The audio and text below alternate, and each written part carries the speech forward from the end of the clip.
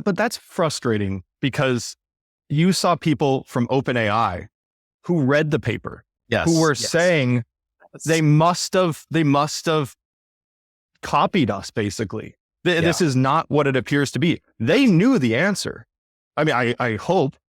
And so they were trying to really trick people into buying into this narrative that nothing that comes from China is how it really is. And so, I think that's something that's really frustrating. I mean, one of the core framework for understanding China is if the numbers or the tech appears too good to be true, they probably aren't false.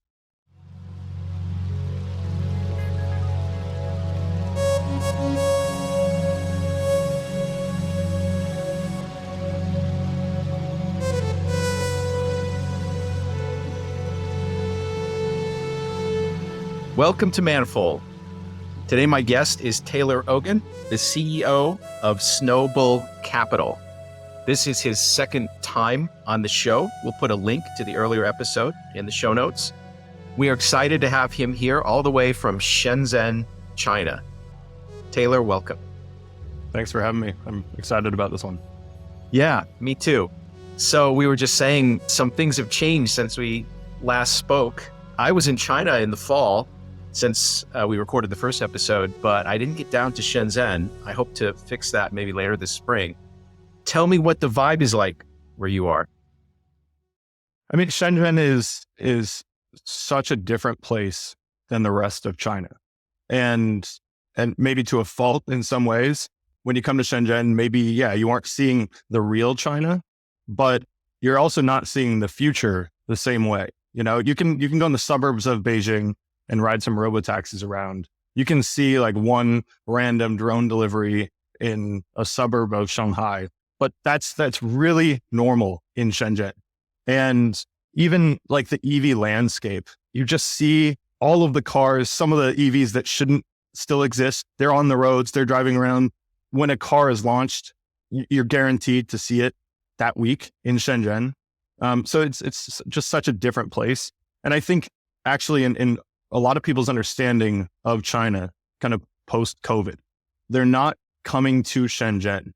And like state visits, Gavin Newsom did come to Shenzhen. That's the only US politician that I know of who has come to Shenzhen since. And he did the most random route. So I think politicians, other business leaders, we track private jets landing in major Chinese cities, and some of them are coming to Shenzhen. So that's really promising. Jensen has been here, some kind of secretive trips. These guys like to use the same exact Vista jets, so it's pretty easy to check, and they're pretty lazy in terms of the origin airport. So Tim Cook comes here quite often, but I think in terms of others coming to China, Shenzhen still isn't on their list. And I think that should change if they want to get a real feel for how the future is developing. That's totally crazy. That's like somebody not knowing where Silicon Valley is in the United States. It really is. Yeah. That's how it feels. For my listeners, Shenzhen is just across the border from Hong Kong, and it's in a way like the newest. Well, there are a lot of, in a sense, new cities now in China, but this one really didn't exist at all 40 years ago. And now it's, in a way, as we were just saying, the Silicon Valley of China. It's the place where people who are really future oriented in China go. I would say Shenzhen, and the other places are probably Shanghai and Beijing. But Shenzhen is really like the tech city. It's the center of a huge supply chain for electronics, advanced manufacturing, all those things. I wanted to ask you, one of the impressions that I've been getting, just following things from afar, but also having a lot of conversations in November when I was there, is a sense of inevitability or irresistibility of this domination of the manufacturing supply chain. Like, it just doesn't seem like anybody can slow it down or stop it.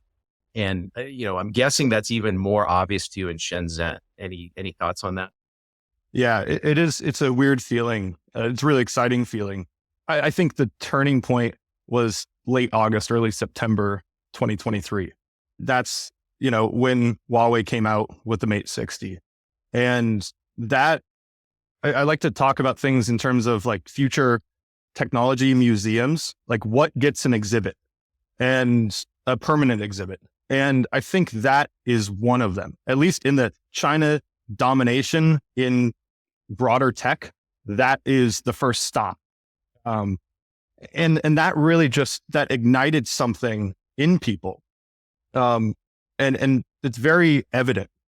Something that's really unique about Shenzhen is you really do just hear people talking on the street about DeepSeek, about Huawei. Like it's you, all ages, all genders, like everyone is talking about this. Everyone is aware of this. I mean, I just moved into a new apartment. My landlord, she brought, her husband works at Huawei. She, as kind of everyone does in the city, it seems, she brings me this robo vacuum for the windows because it's a brand new apartment. So the windows are still like kind of dirty. And I was like, I feel like I'm a tech guy. I don't even have this. And she was like showing me how to use it. And so, yeah, I think that's definitely unique in Shenzhen. But this inevitability of domination, I think with that, and we talked about this last time, the Chinese engineers need to be more confident for them to really fully understand and put their efforts towards something like this. And they are. That, since we last spoke, November 2023, I just listened to it last night.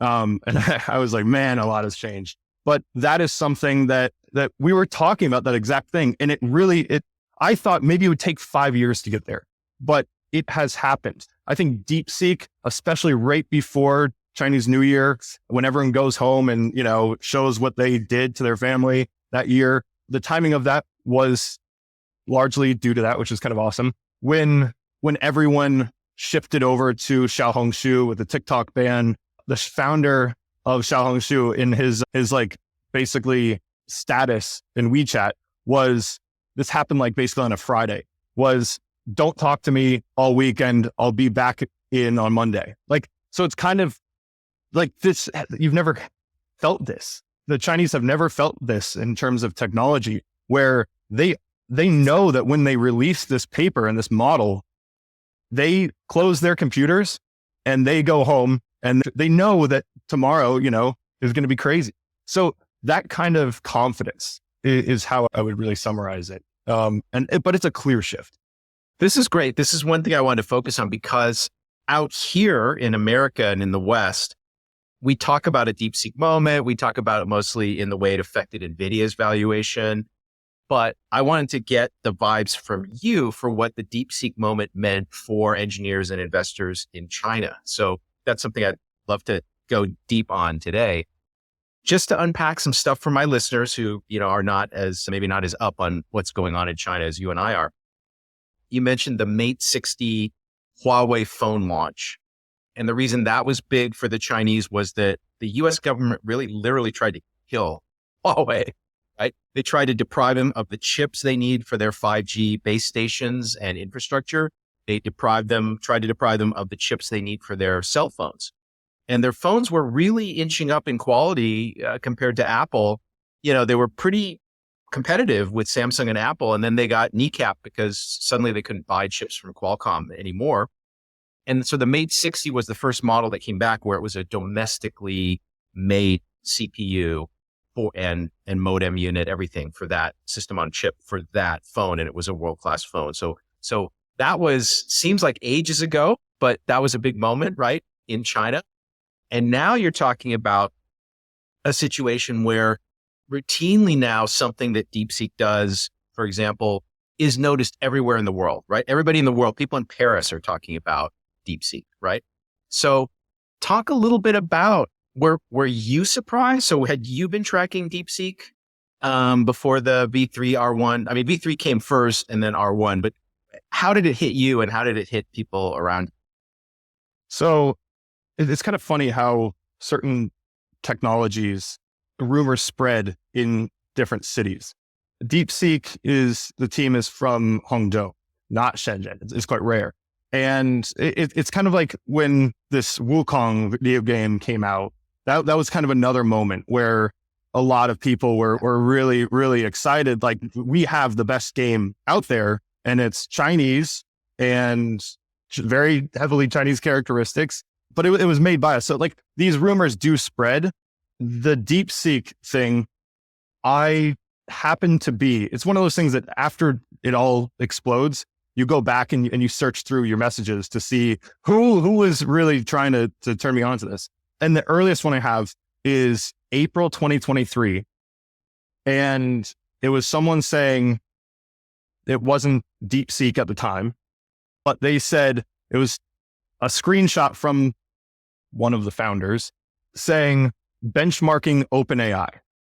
And I mean, that was many models ago, but that was the first time that it was really on my radar. In December, things of 2024, things really started ramping up. And I mean, people from very different circles were talking about it.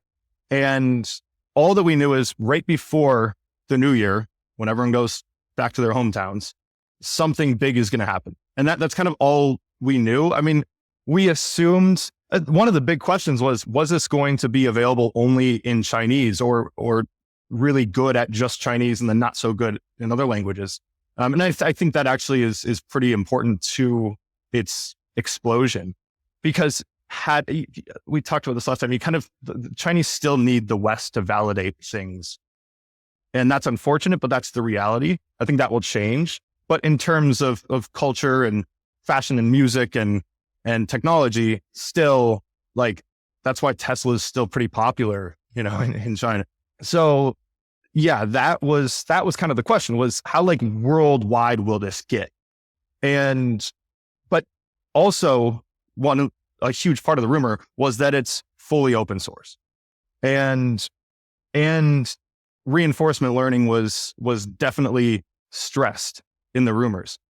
Beyond that, I mean, we're kind of waiting. And then when it came out, it wasn't, I don't know if what people expected, but it didn't explode like within, I mean, now we're measuring in terms of hours.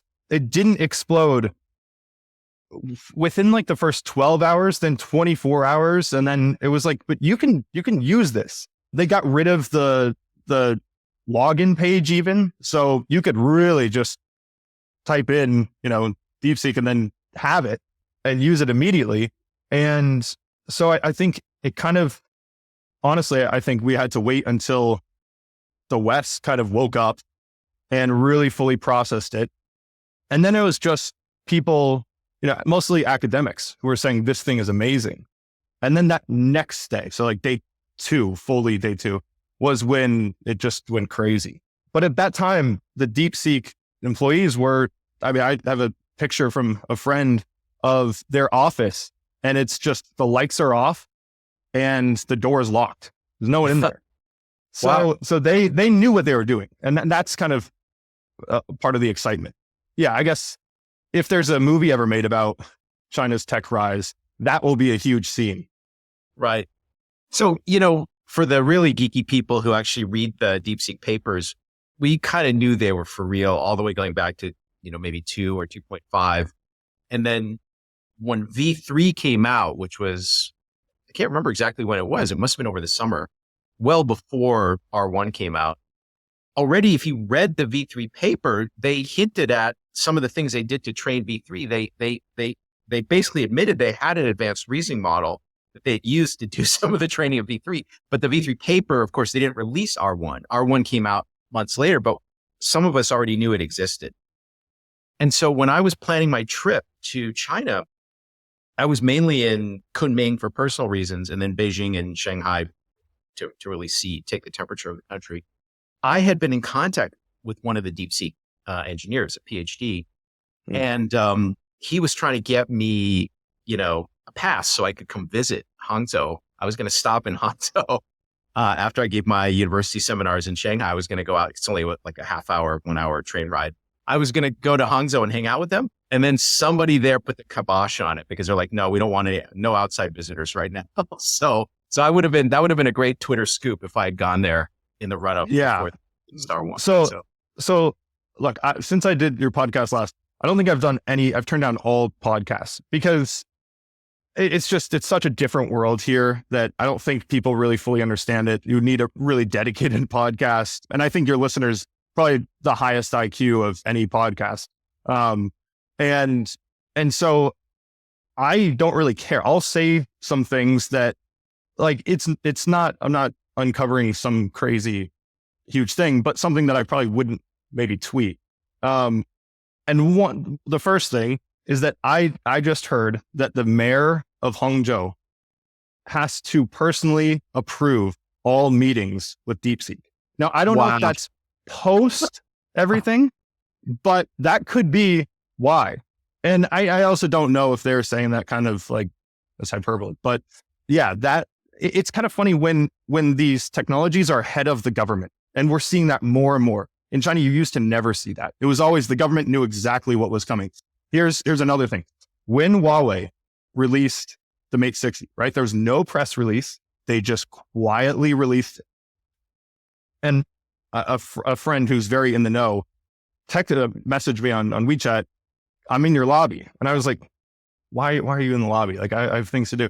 And he had the phone, and it had only been out for like 2 hours. Nice. And so, I mean, so that's how kind of some of these things start. But I have been asking so many people about that moment, just because we're going to replicate that in different ways throughout the years now.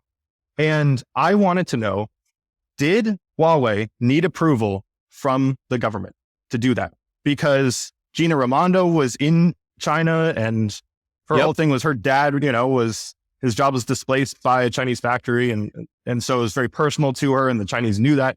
And the timing, we can admit, it was not accidental. It's just, I wanted to know, did Huawei have this phone ready? And then the government said, well, actually, Gina Raimondo is coming for a visit. How about, I just needed to know that. And I have determined through various sources who would know the answer to this, that no, they did not consult with the government. Now, the Shenzhen government, maybe, but they did not. And so that was something that really shaped my worldview, because I just assumed, like, I think I know what's going on in China enough, but I do assume that the government has, this overreach in some areas. And that was one that, again, just like DeepSeek, they knew that people were going to freak out about this phone, most obviously the chip. But same thing with SMIC. Like, did they consult on this? Did they have a say in yes, this would be released like when Gina's here? And so, yeah, the answer is they just did that. And so I think that's also Shenzhen of them to do. You have companies like BGI who it's kind of funny when people in the West talk about BGI, those who know it, they talk about it like it's a puppet of the CCP, when in reality, they were the first company to leave the, Academy of Science and come to Shenzhen. That was basically, they left Beijing, and you definitely know the story better than I, but they came to Shenzhen, like basically in protest of the government after they signed them up for, everything. So like kind of Shenzhen companies are like the bad boys, and they just do things as they want. Whereas other cities, companies, it is more tied to the government. So back to when these companies are ahead of the government, it's very interesting to see how the government tries to take credit for it. And so sometimes like the government does like kind of incubate different industries. Like in Shenzhen, they're really obsessed right now with the low altitude economy. So basically drones in every form flying around. And that is like, they are opening up literally airways for drones. And so they're very hands-on with that. But with large language models, I mean, look at Kimi, like the government definitely has some influence in this. But with DeepSeek, I bet the government was not consulted ahead of that launch either. And it's kind of interesting. It's not censored in the same way. Like you can ask some very sensitive questions. And I think that was kind of a risk that they took. And you could track this back to maybe Jack Ma as maybe the start of testing the waters. And I think the crackdown on like online learning platforms overnight that kind of reset things for people. But now we're kind of seeing people experiment again, these companies. And so for the Hangzhou government, they, after the post DeepSeek, they wanted to really be proud of it and say, yes, this was our creation. So yeah, I think it's just interesting to see how that works. Yeah, on those different things. So for Huawei, I could have gone either way as to whether they sort of coordinated with the central government for that release. I was kind of like you. It could have been either way. For DeepSeek, I would say 200 guys, a quant trading fund, very likely they did it. They just did it. They didn't ask for permission. Just, hey, we're releasing a technical paper. It's a great model. We're releasing the model. Hey, we're just going to do it. That would have been my bet. In the case of BGI, you're absolutely right. They were in the Chinese Academy of Sciences in Beijing, and they were recruited to Shenzhen. The Shenzhen government offered them a factory, land, all kinds of stuff, and they wanted to bring genomics technology and research to Shenzhen. So I think one of the things people here in the US get really, really wrong, and we can use the case of DeepSeek as an example. So you and I are pretty sure they didn't coordinate with the government. They just did what they did and it was fine. And now the Hangzhou government wants to take obviously credit for having such a great company in their town. But if you read on Twitter, not just Twitter, but even like leading people who follow AI in the US or even follow the US-China AI race, they all assumed that DeepSeek was like hand in glove with the Chinese government and like, oh, they didn't develop this for just $6 million. The Chinese government probably like smuggled tons of H100s into the country for them. They probably have like billions of dollars. They probably have a data center like Elon's or something, right? So there was just serious people, not just the rando anons on X, but serious people had completely the wrong picture of what I think is probably the actual relationship between this tiny company, DeepSeek, and the government. And so yes, people out here just, I think, have it, it's very tough to understand how China works if you don't spend any time there. But that's frustrating because you saw people from OpenAI who read the paper, who were saying they must have copied us, basically. This is not what it appears to be. They knew the answer. I mean, I hope. And so they were trying to really trick people into buying into this narrative that nothing that comes from China is how it really is. And so, yeah, I think that's something that's really frustrating. I mean, one of the core framework for understanding China is if the numbers or the tech appears too good to be true, they probably aren't false.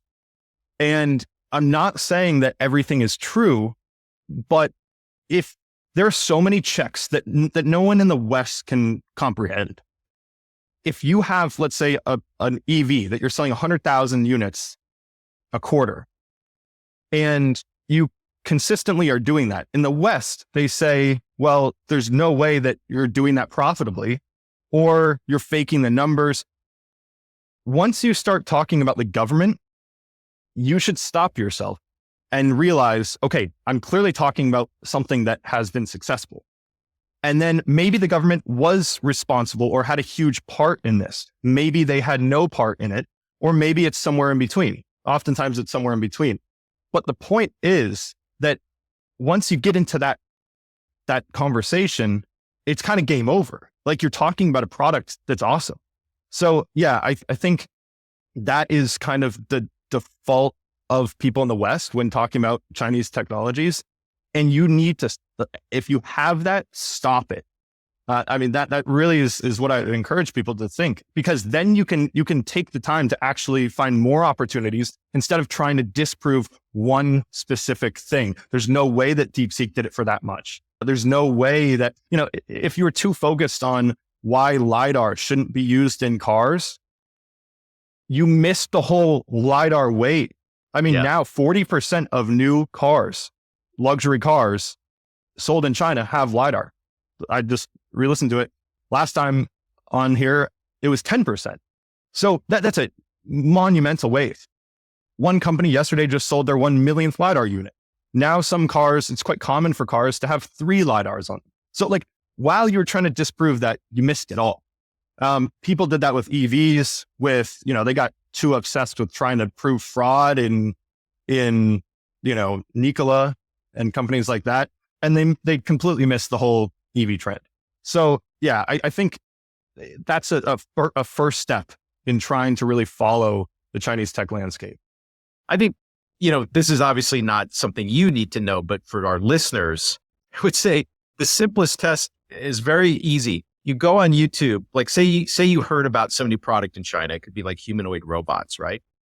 And you think, oh, this could be BS. Like surely they can't make humanoid robots. Only Tesla can make humanoid robots or something, right?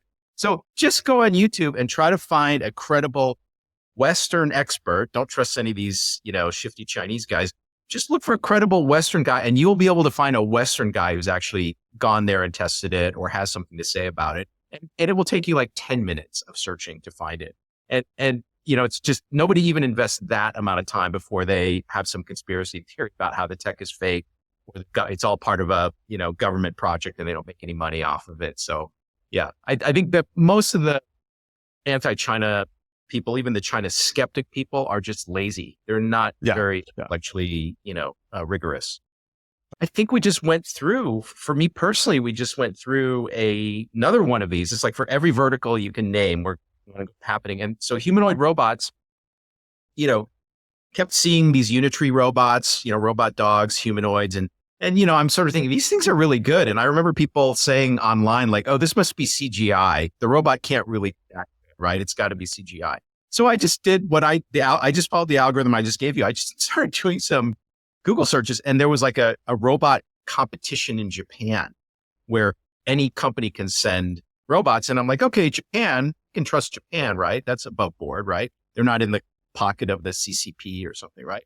So, you go and watch like this competition in Japan where different robots compete in obstacle courses and stuff. And the unitary dog won by a mile, right? So you can just verify these things very quickly. Now, I tweeted out I think it was a Morgan Stanley report on, what the global supply chain looks like for humanoid robots. And they were having trouble identifying Western companies that really mattered in that supply chain other than Tesla and NVIDIA, partially because the supply chain is very similar to the EV supply chain. It's electric motors, control systems, and yes, it's centered, right where you are, basically.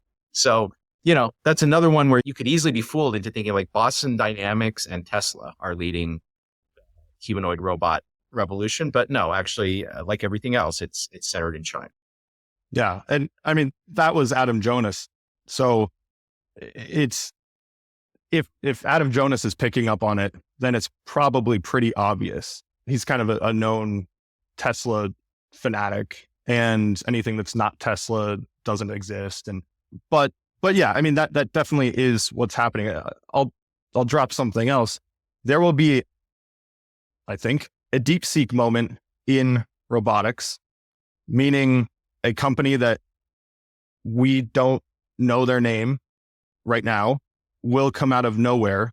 And I think that probably won't be as big, as widely understood as something, but that's a really big deal. And that's what we're working with here.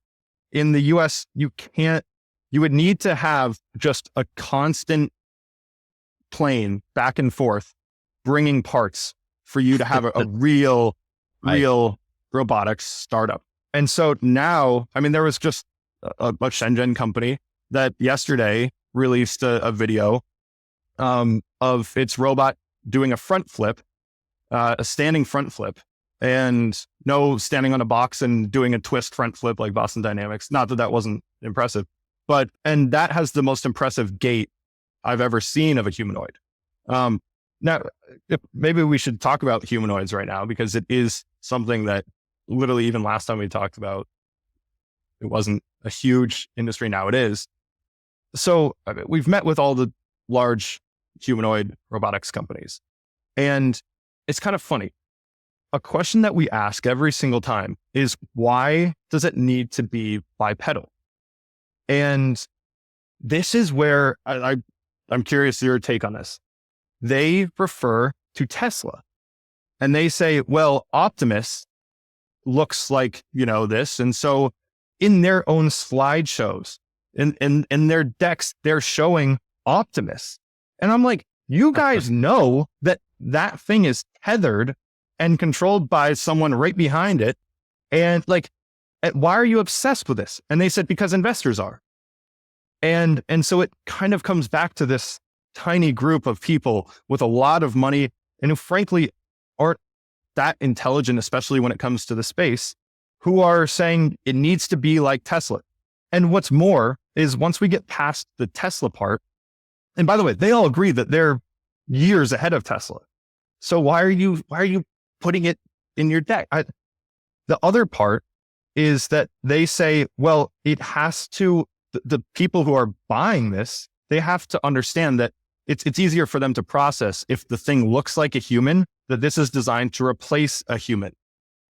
However, other people that I've spoken to, not at these companies, they say, I've asked the same thing. I don't get why it can't have rolling, legs or other means, or the trunk even, that's where the battery is. And so that's the most important part. And that's a pretty high center of gravity. And so it would make more sense to have like a bigger base. And especially they're going around mostly factory floors that are already flat.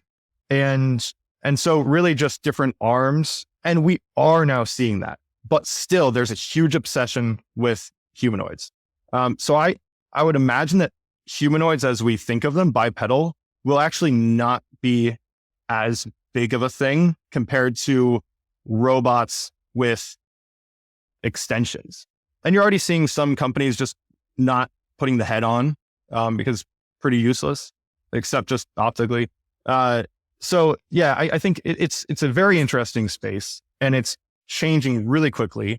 And something that's also interesting are the people who are working in this space.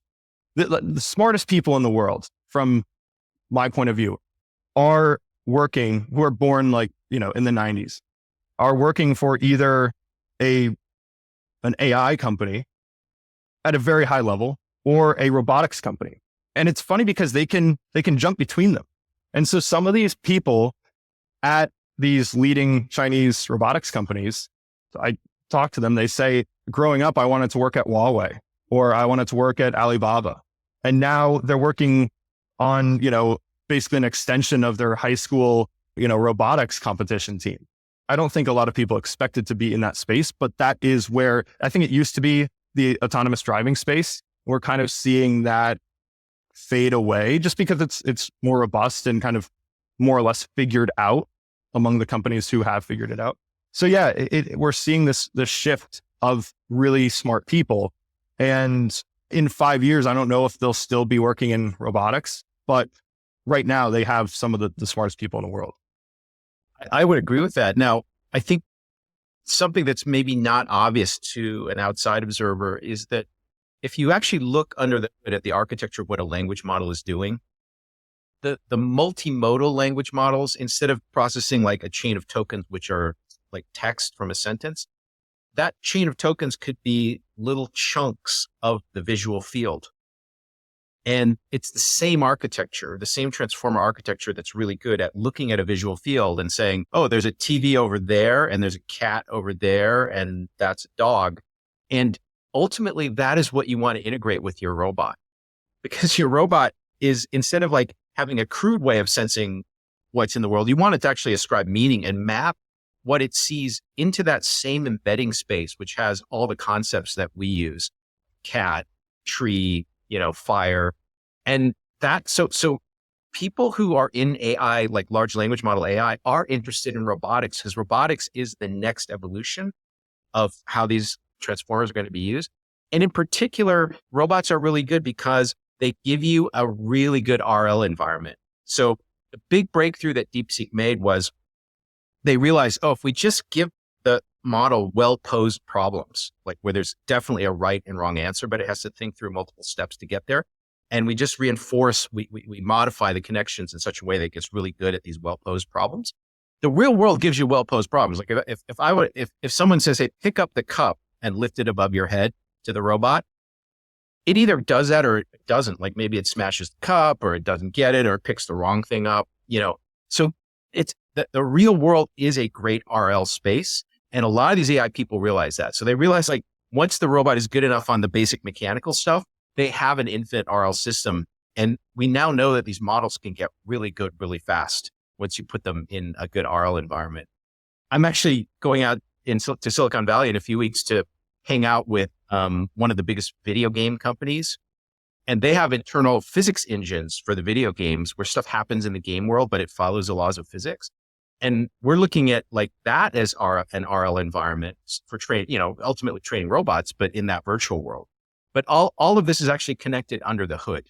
And so you're right. People can go back and forth between these different companies. Now, the guy who's really like a mechanical engineer trying to figure out like, oh, how do I make the fingers of this robot really sensitive? That's a little different than like building AI models. But at a control level for these things, there's tons of commonality. And something I keep hearing is from these people is that these robots are not yet smart. They're not yet intelligent. And so I think that combined, like if I were a Silicon Valley engineer listening to this, I would be terrified by the fact that one, they're not yet smart. And two, that China is now in the position, these Chinese companies are in the position where they're just releasing stuff without any governance, because that's something that was not the case a few years ago. That would terrify me. And that, for me, that excites the hell out of me. But that is something that, like, you are seeing humanoids walking along the street in Shenzhen. Like, when enough people send me videos of that, that's, but a few years ago, I think there was this understanding that we need to have this huge press conference. We need to like invite the mayor of the city. We need to have the press frame it in a certain way. And some companies are still doing that, but other companies, these companies with, I think, a younger team, and I think a lot of the people were educated in the West. So maybe that's where they get this from, except DeepSeek actually, but no one was educated in the West, which is interesting. And they still did this. So maybe that's not the cause. It just be generation. I think it is totally generational. And I think that is one of the biggest, and that's why a company like Huawei is so complicated, because you have a really structured company and they follow like the IBM, blueprint, and, Ren is really calling the shots in many ways. But then you do have these really ambitious young engineers at the bottom, and they can't work their way up as much as they could at some of these startups. And yet so many people still want to work at Huawei beyond just getting paid enormously well. So yeah, I think it's just interesting company to see that. Quick comment on Huawei. In their internal, I've watched some of their internal like videos and stuff that are really made for like in kind of internal consumption. And they really do lionize. They have a thing like young geniuses, like Huawei recruits young geniuses, and the young geniuses are given a certain amount of leeway to do interesting stuff. So I think it could be both. It could be like heavily controlled at the top level, like an army, it really is. I have to say this because people in the West confuse they run it like a military thing. They confuse that with it's part of the PLA. Those are like actually different things. Right, exactly. But it could be a well-structured big organization, but they are deliberately trying to recruit the smartest people they can and let them have the freedom to do stuff. And then figure out how to deal with it later after they invent it. I'm pretty sure that's the actual structure of the company right now. That is. And also those videos you're talking about, that they have their own company newspaper and other companies have this, but they've always had this. So that company morale is very unique. I mean, they literally build their own cities that are kind of cool or kind of weird, however you want to look at it, but they do encourage everyone to be here for life. And yet, they are attracting probably not the top 100 people, but maybe the 500 to 1,000 smartest. But that's why they're doing things they're releasing things kind of like a startup would. And I kind of wonder, like, did people in the West just start asking random people in China, what kind of company Huawei is. And they said, yeah, well, it has like a military kind of structure. And then they thought it's a military company. But I think there are two things that happened which were sort of accidental. So one is, the founder was in the military, but of course he left the military for a long time.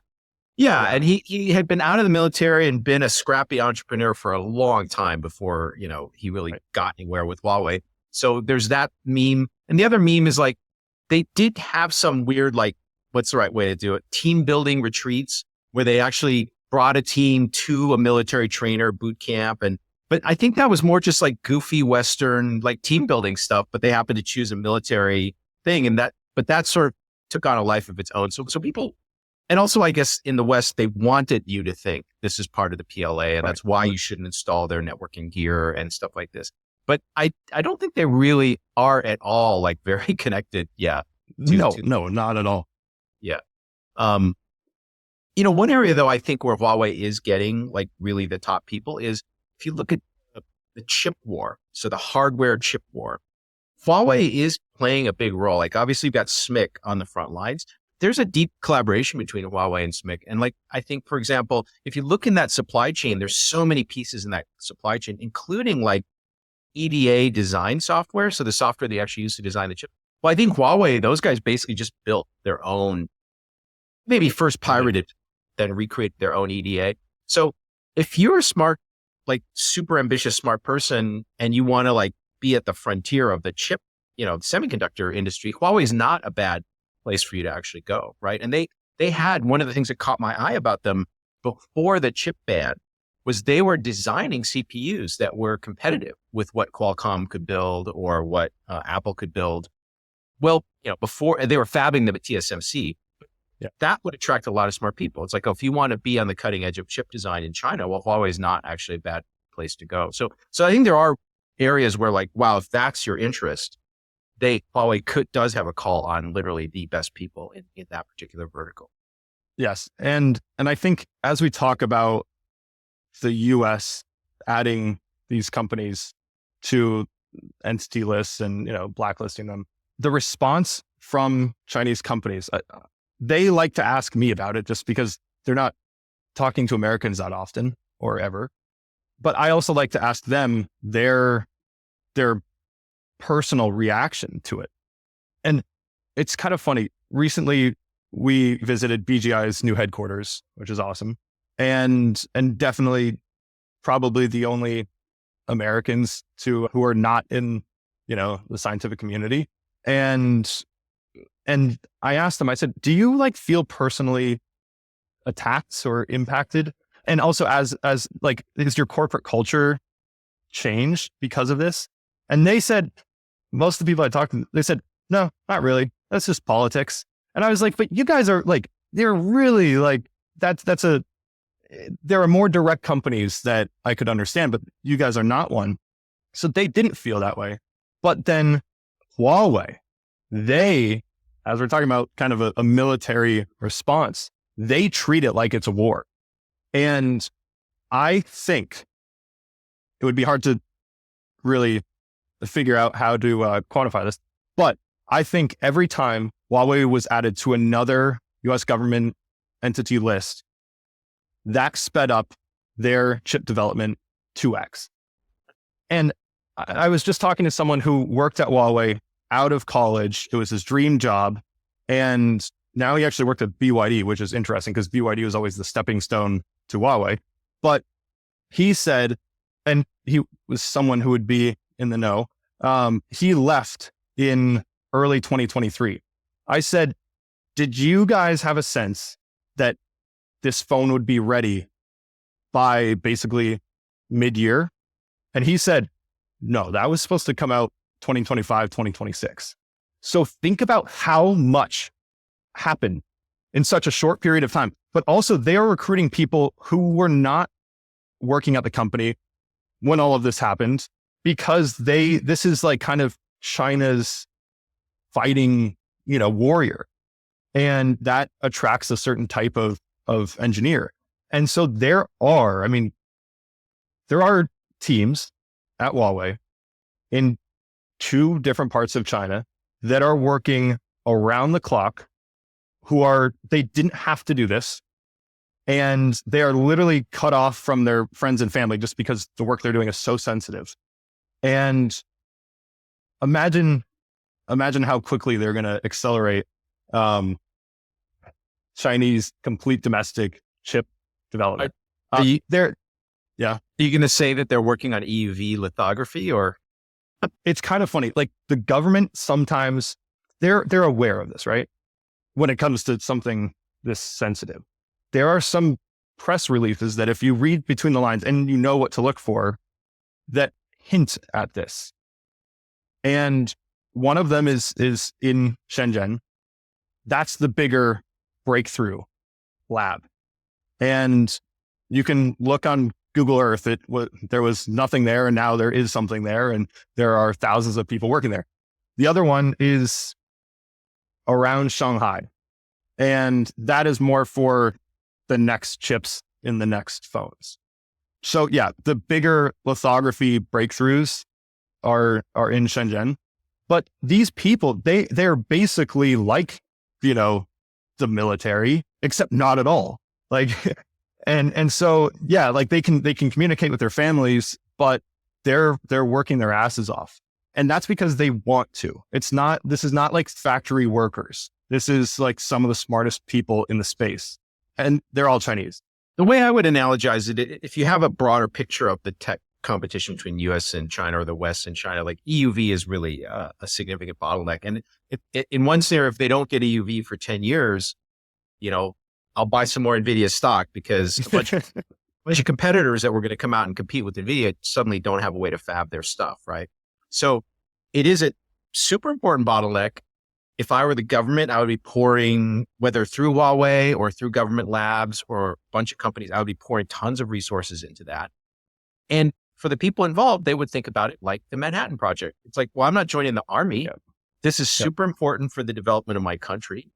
It's got to be secretive. The rest of the world is against us, trying to stop us from being able to do this. They don't think we can do this. So I could easily imagine that mindset. It's like not hard, right? So you could have like 5 Manhattan projects going on around EUV right now, right? I would be surprised if there weren't multiple projects like that. There are. Quick question before we leave DeepSeek. Are they raising capital, and would you know? Like, would you get a look at the term sheet that they're raising? No. Is that because you're an American, or like? I don't think so. So you think they are raising, but you wouldn't get a look at it? I don't think they are raising they're not raising from the government. Let me just put it that way. And I don't think they're raising from smaller firms. Got it. If they're raising at all. And I don't think they need to. Yeah. But I wouldn't even try to throw my name in the hat. Yeah, not even the American thing. That's just, yeah. But you might not have been shown the term sheet, but somebody might have been shown. Okay. Yeah. Yeah. So, I mean, maybe that's like how secretive they are about this, but I think also that kind of distracts from what they're doing. They have partnered with pretty much everyone in about a week. Yep. I don't know how you have meetings, many meetings in that. Yeah. So yeah, I think that they're probably not focused on that right now. And there's a lot of revenue coming in this week, Interesting. Good. So let's see some other things I wanted to talk to you about. So you mentioned this meme that there was an idea that China can't keep up with the West because these companies don't have enough autonomy. They're not independent enough. They have to go to the government and get approval to do stuff, and that's going to limit their pace. And related to that, but not exactly the same thing, is the idea that, hey, the whole startup ecosystem has self-destructed because, there's just less venture being invested, and, they crack down on Jack Ma. So that's a negative signal to startups that, hey, you better toe the line or you're going to be in trouble. How do you read that? Like, I think you just said companies are acting independently and aggressively and not consulting the government.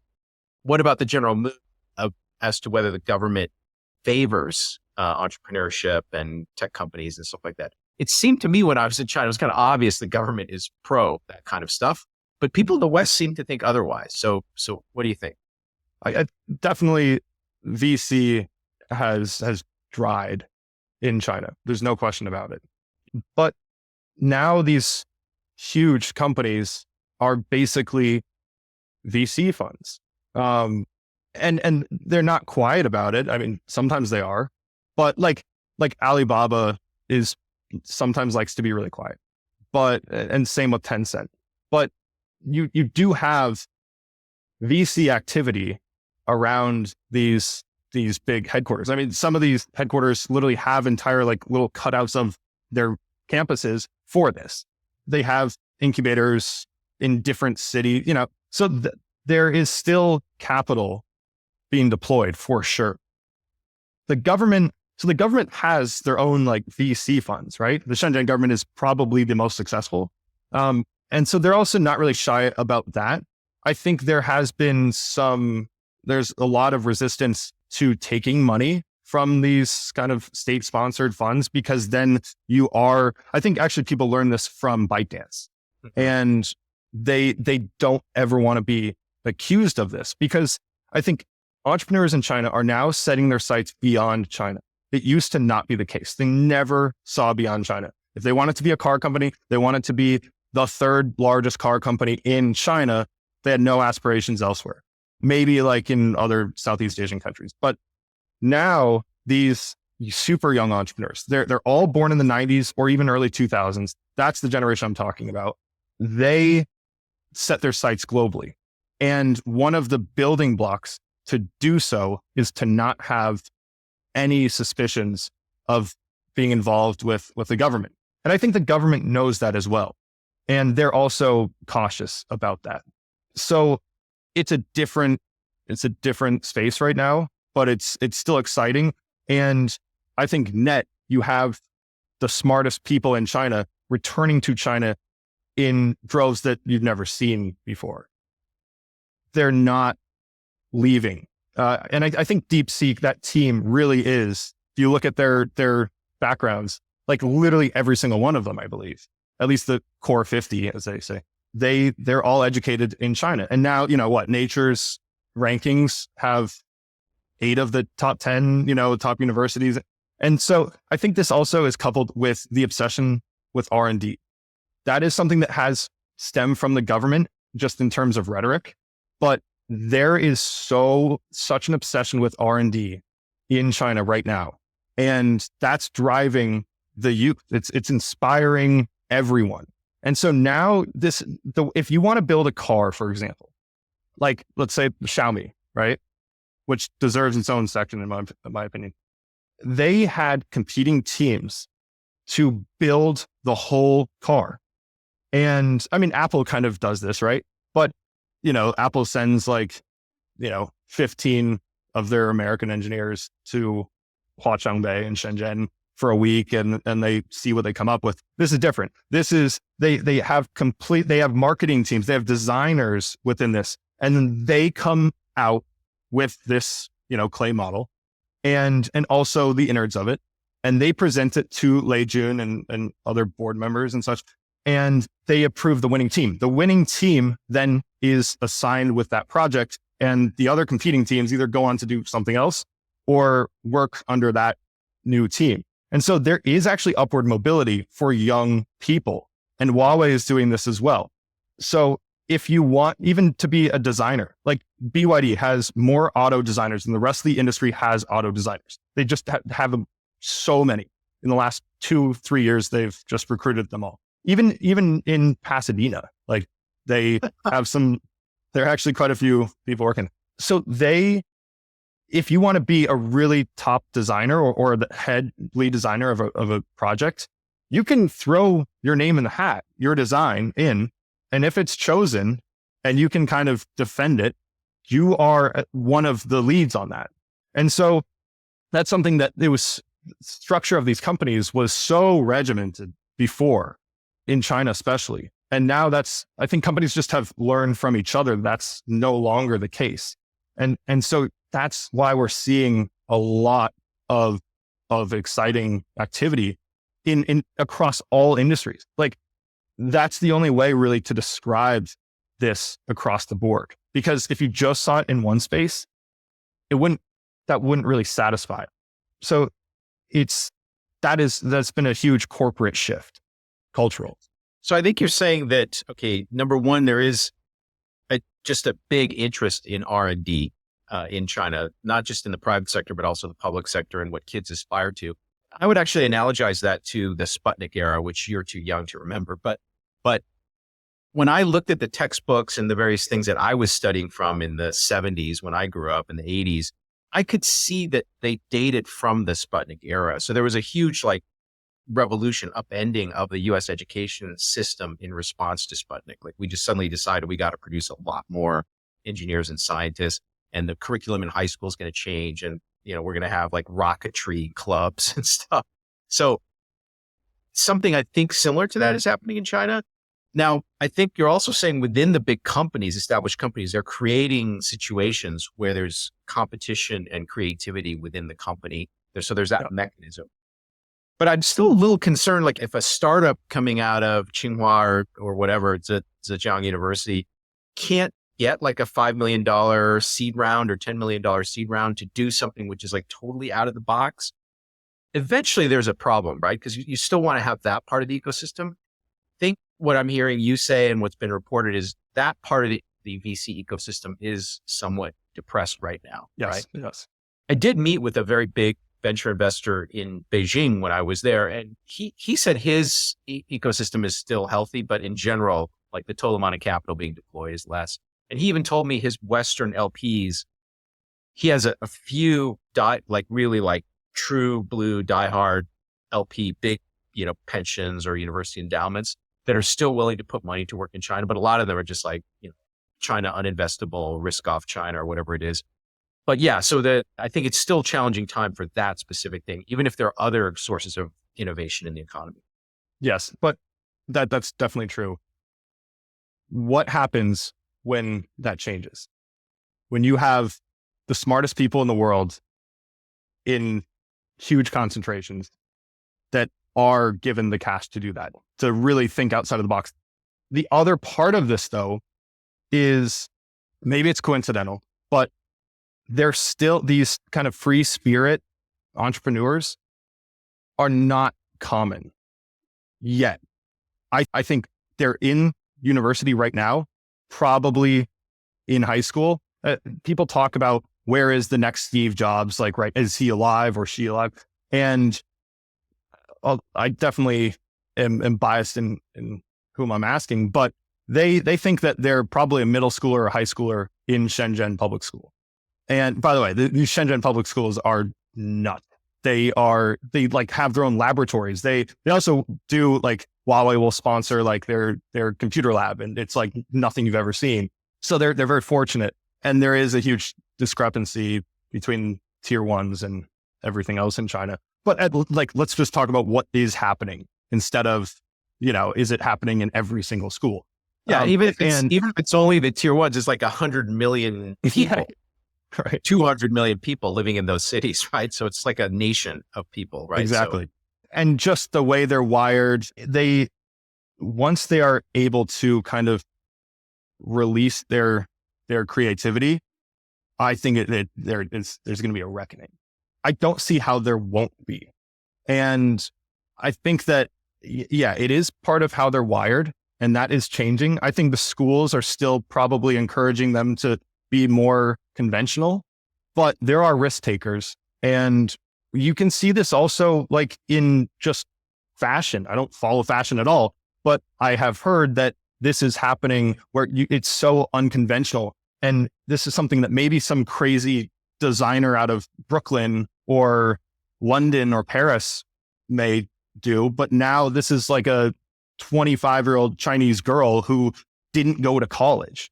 So I don't think we're going to see like a huge amount of like college dropout, wave. But yes, when there are enough people who are thinking completely outside of the box, it's going to be awesome. And I think they'll find funding, and funding will be allocated for that. But that is we're not quite there. It's something to look forward to. But Yeah. So I think it's kind of both. But also something not to ignore is that these crazy, maybe not quite Sputnik moments, but huge breakthroughs are happening within these massive companies. And I think in terms of like motors, some inverters, like these are small things that maybe don't deserve like a huge announcement. That is happening at Huawei, at BYD. And so that's also really exciting.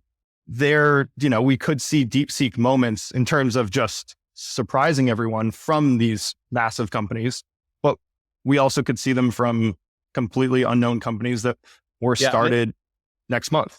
I agree with you. I think it's happening all over, and it doesn't have to be through the venture capital model. I think there is, like, when the Red Note moment, Xiaohongshu thing happened, you could see there's tons of fashion going on in China it's got its own momentum, its own vibe, and it's just totally different. But a lot of Americans who saw it were really into it. So if you followed people on TikTok who were really into fashion, Americans or Westerners who were really into fashion, and then they discovered what the fashion looked like through Red Note in China, they were really into it. So it wasn't like, oh, this is shitty Chinese fashion. It was like, wait, these people are this is really interesting stuff, right? So there's a lot of stuff like that. Even that robot that washes your window.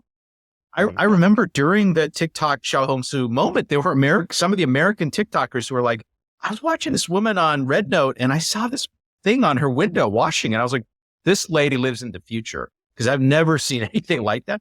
But some random company, probably not venture backed, probably just some company that is good at simple household robotics, just built that thing, right? And so that's still a source of innovation, right? Even though it's not venture capital model.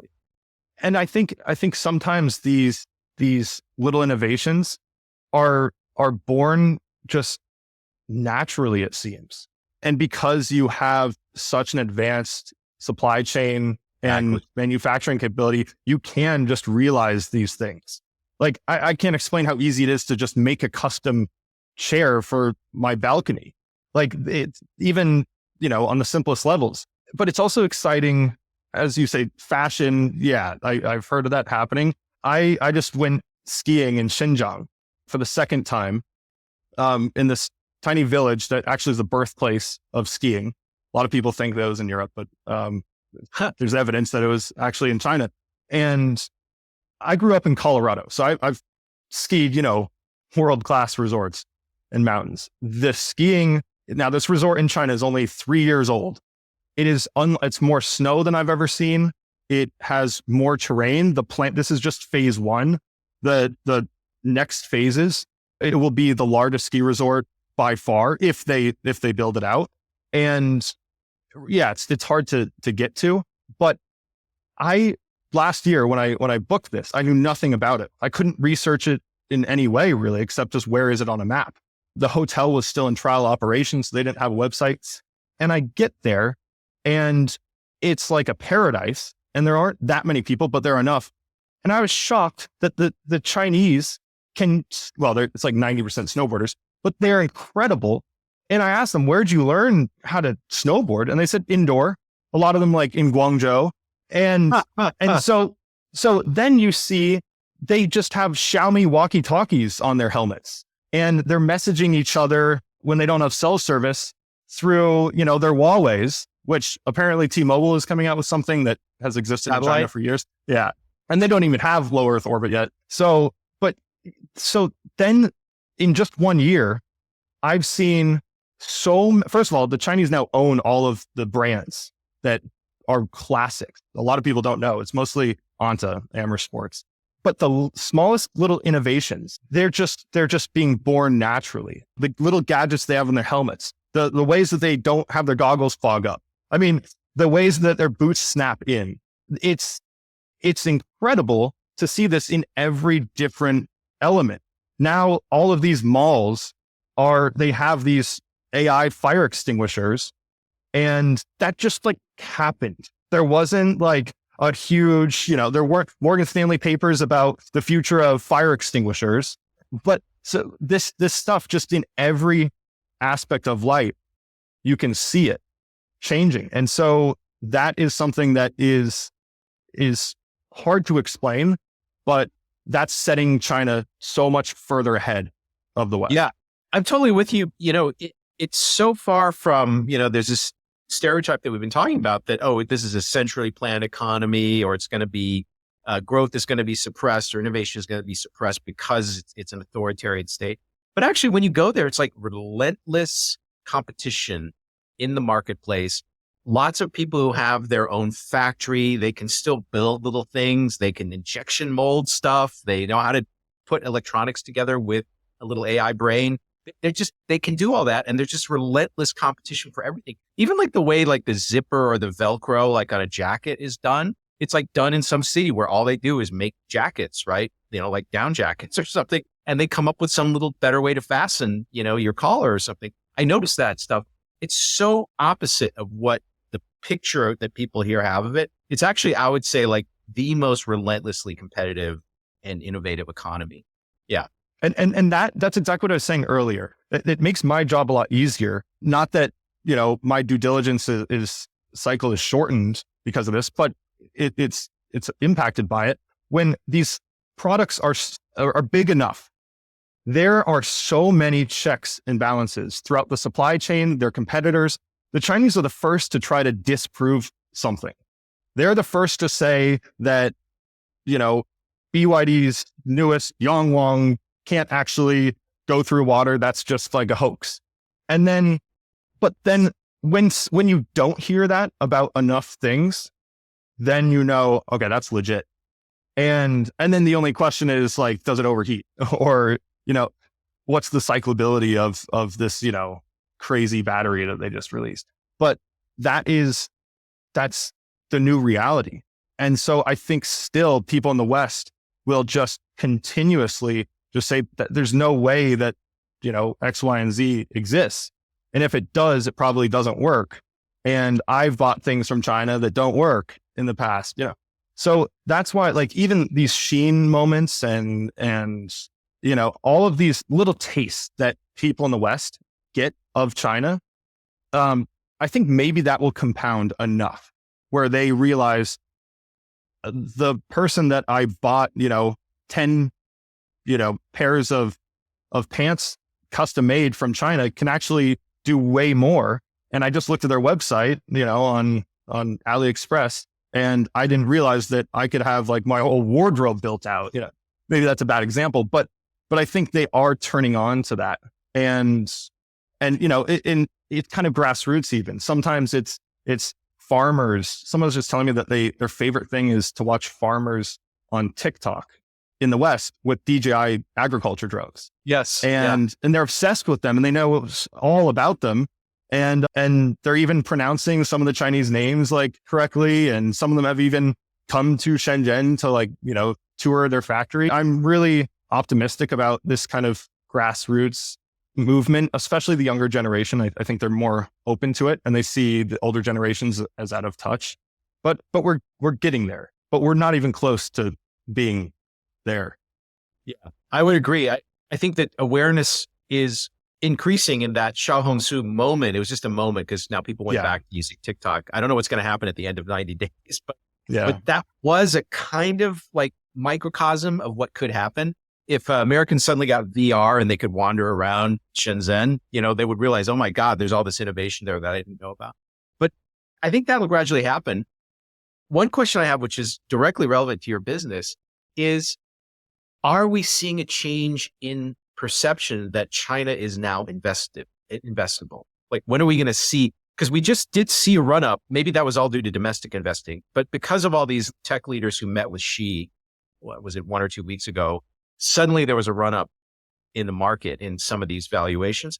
Are there now more Westerners who are like, hey, I should put 5% of my capital in that market because obviously stuff is happening there and maybe it is investable. Any thoughts on when that will happen? Yeah, it hasn't happened. I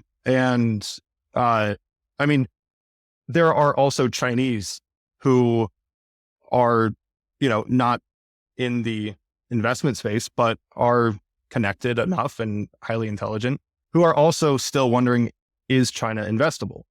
And that's something that really shocks me because you're living and breathing it. That it's very real now.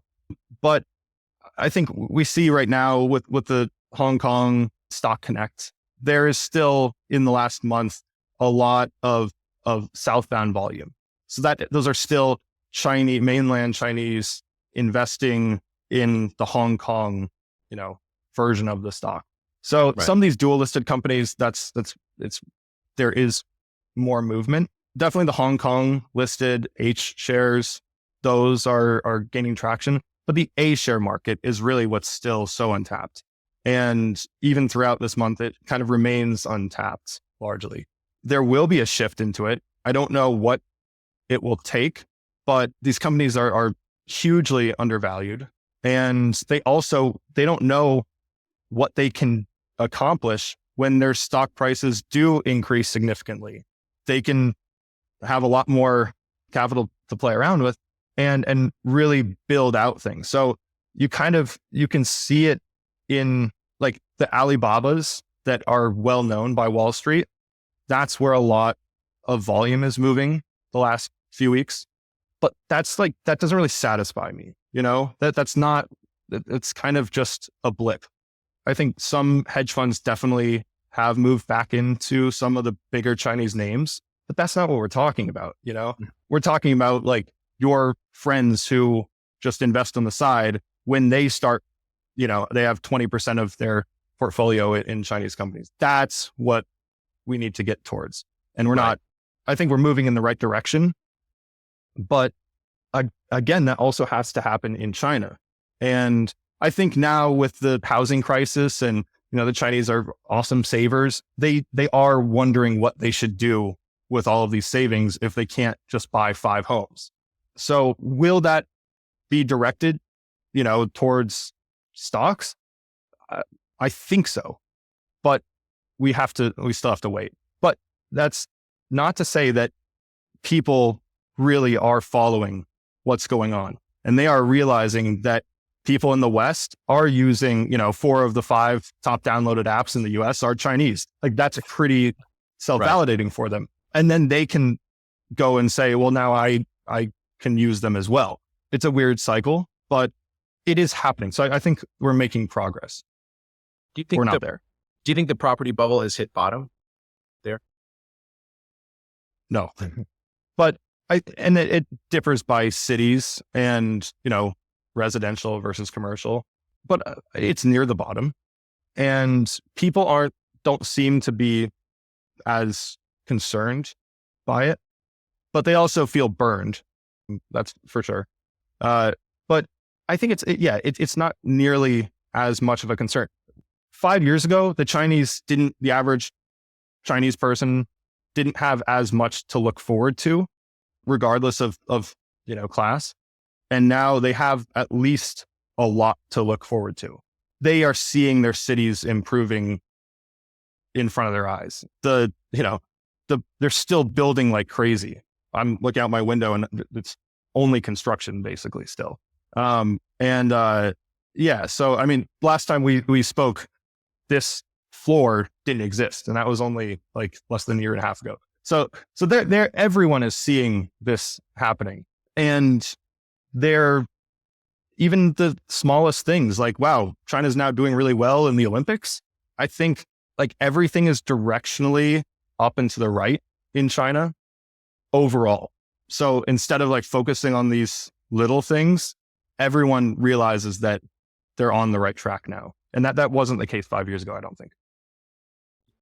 I mean, I could sense it when I was there. I mean, obviously you could talk to people and, you could sense, okay, there is a problem with the property bust and stuff. But on the other hand, it was still obviously very, very vigorous economy with lots of innovation.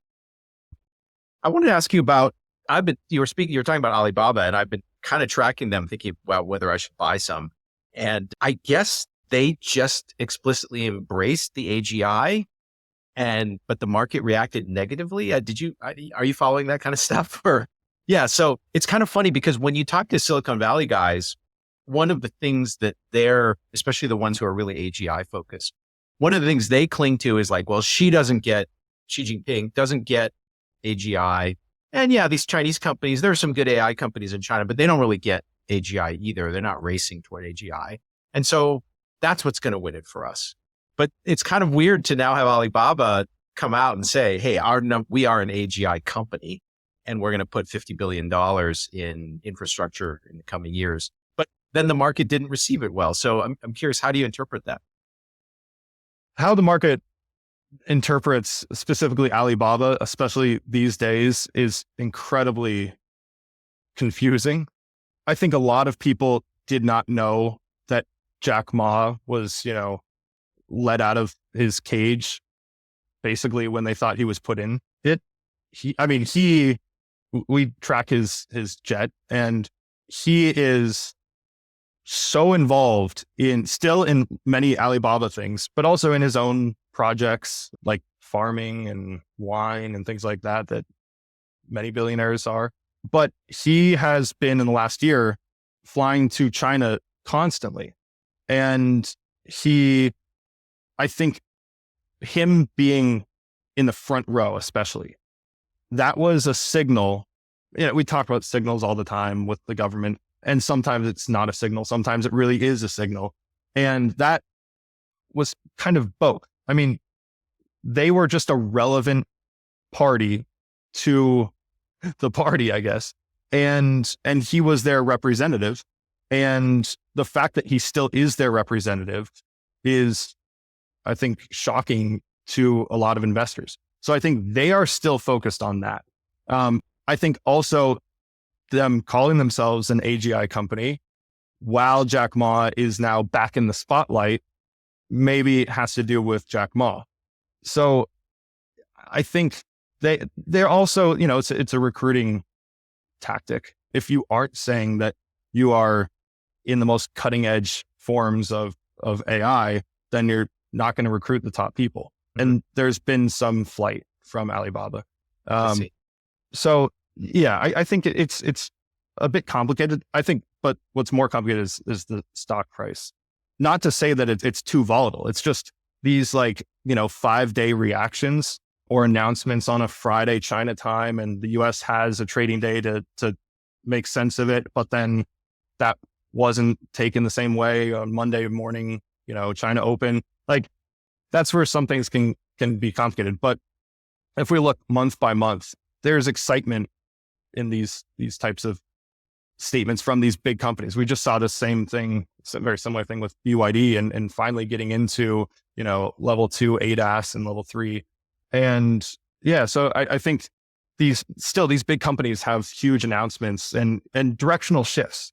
That's something else that just because you heard, I can think of so many examples, but maybe one of the best ones was Ren Zhengfei saying that Huawei will never make a car. You'll never see a Huawei logo on a car.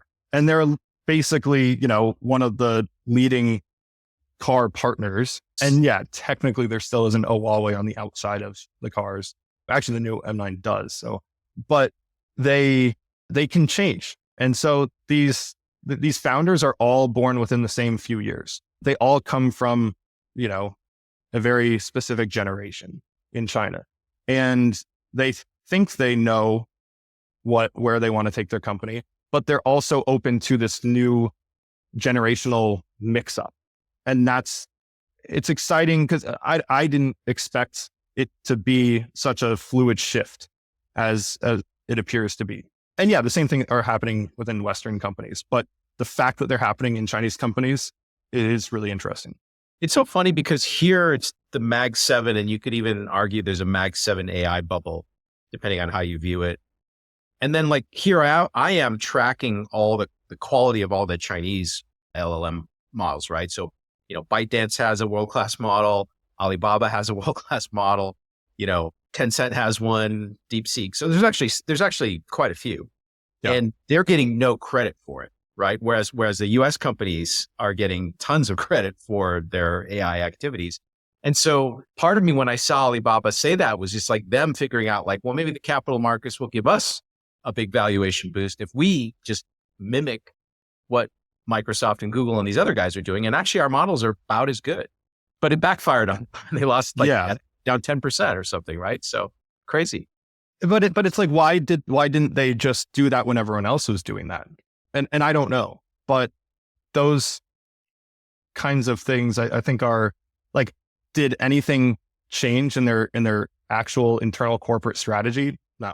I don't know. So, well, but if they suddenly said, no, we're going to be more aggressive with data center build outs and put the money there, and Microsoft is maybe getting bonus points for doing that, like maybe we should get bonus points too. I don't know.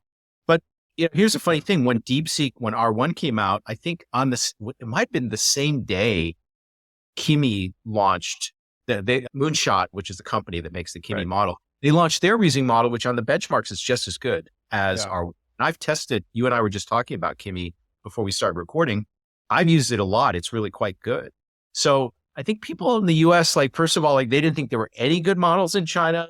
Then now they think like, oh, DeepSeek, I've heard of DeepSeek, but they haven't heard about all these other guys. And the way they value these companies is not at all how they value companies with equivalently strong AI capabilities in the West. So there's some big disconnect. I think you can see this with a lot of products. Look at smartphones.